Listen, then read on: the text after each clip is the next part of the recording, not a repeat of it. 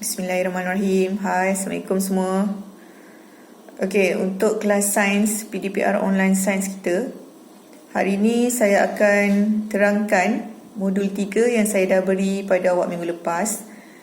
Okey, modul 3 dalam bentuk PowerPoint ni saya telah ringkaskan biar awak semua senang faham.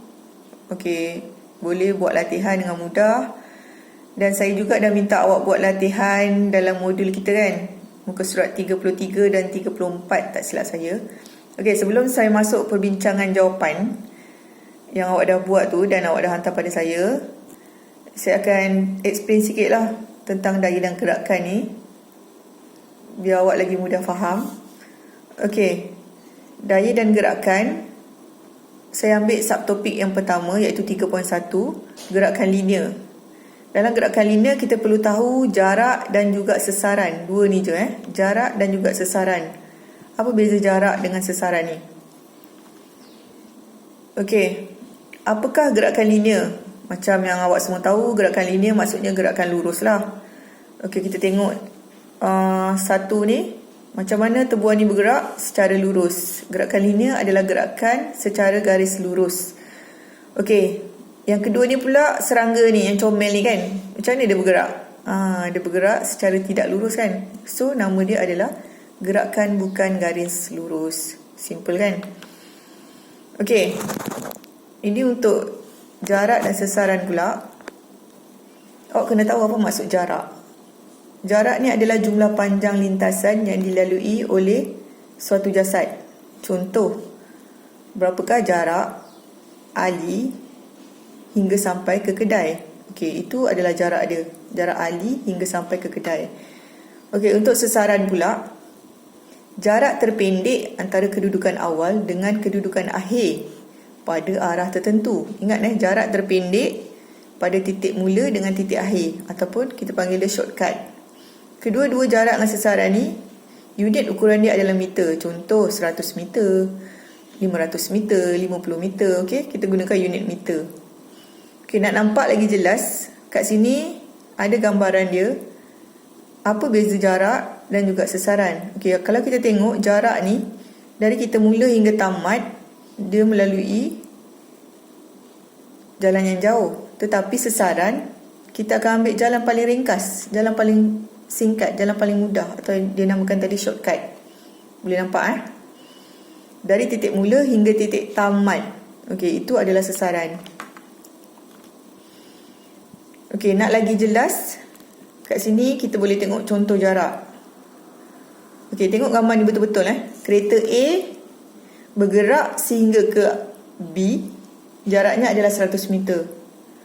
Okey, kemudian dia bergerak lagi ke C, tambah lagi 40 meter.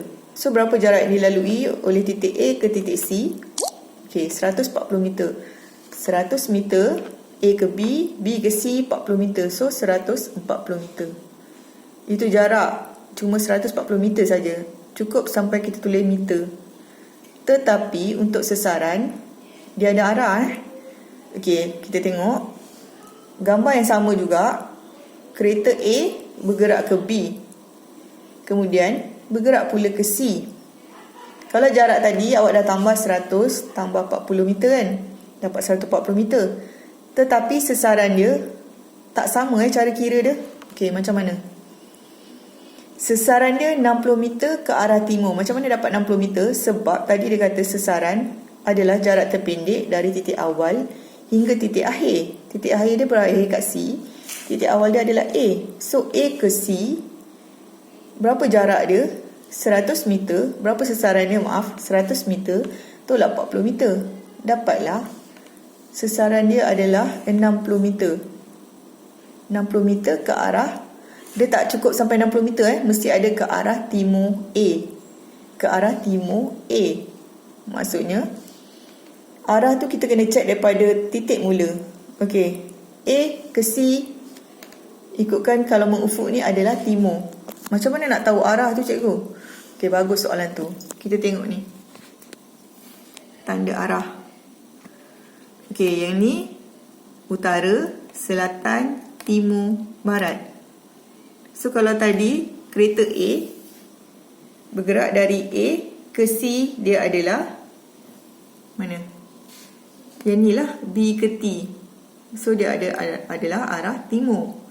Kalau dia bergerak dari utara ke bawah macam ni, dia adalah arah selatan. So kita kena tengok arah ni, kena alert juga.